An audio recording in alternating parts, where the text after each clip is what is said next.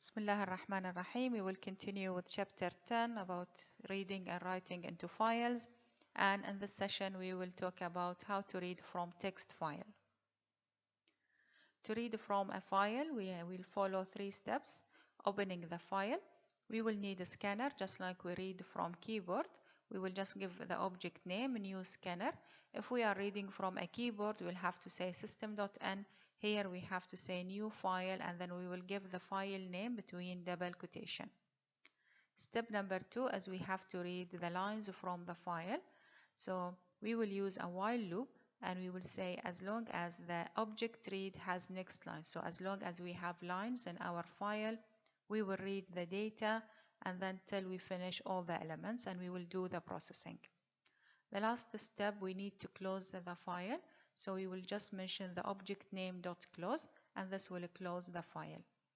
If you need to read from a file, if you need to write into a file, always remember you have to use try and catch, and this is very necessary to handle any unusual events.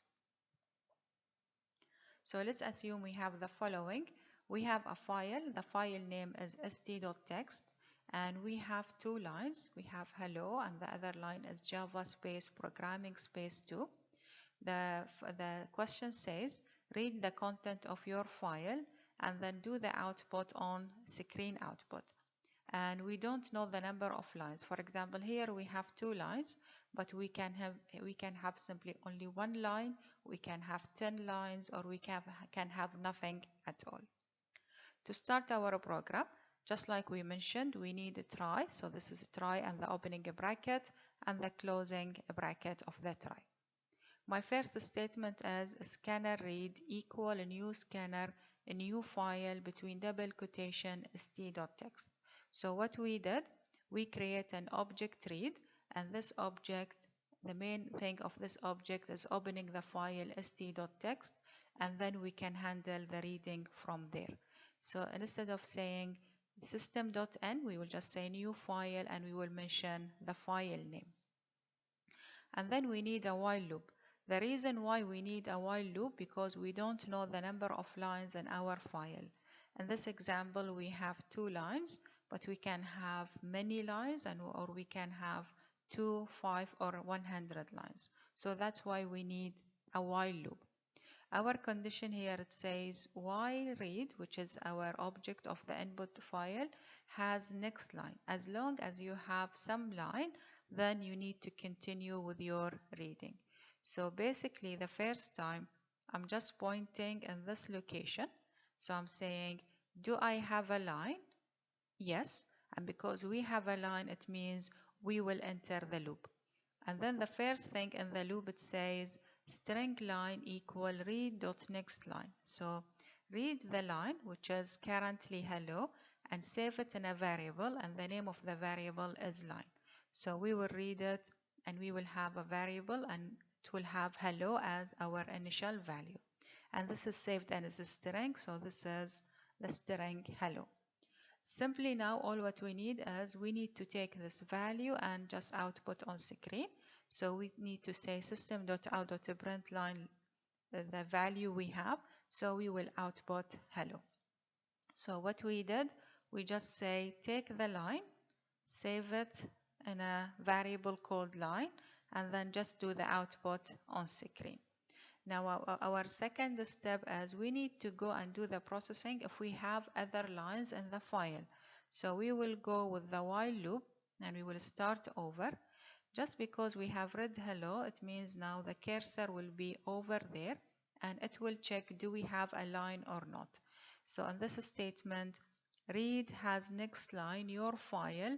Does it have more line to be read? And the answer will be yes. So we will go inside the while loop. Inside the while loop, we have to read the line. So we have to read the whole line and save it in this variable. So it will now will be Java programming 2. And then we need to output on screen. So we will just output on screen by saying system.out.println, and this will be Java programming 2. And then we will go back within the while loop, And again, we have to check, do we have any more line that we have to do processing for? We finished, so we have no more lines here, nothing more to be read. So the answer will be false, and it means we finish the while loop. So the main aim of the while loop is to go line by line. Here, because we have two lines, so we have two iteration. If we have more lines, it will go with these lines. Once you finish your while loop, so while loop, this is the boundary of the while loop.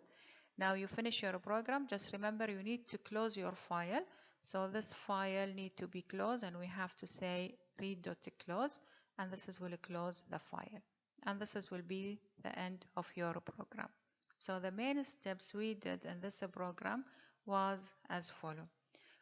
First of all, I have to open the file by using a scanner, and I have to mention the file name. The second thing, as usually, we don't know how many lines we have in our file, so most likely we are going to use a while loop, and we will just mention the object read.has next line.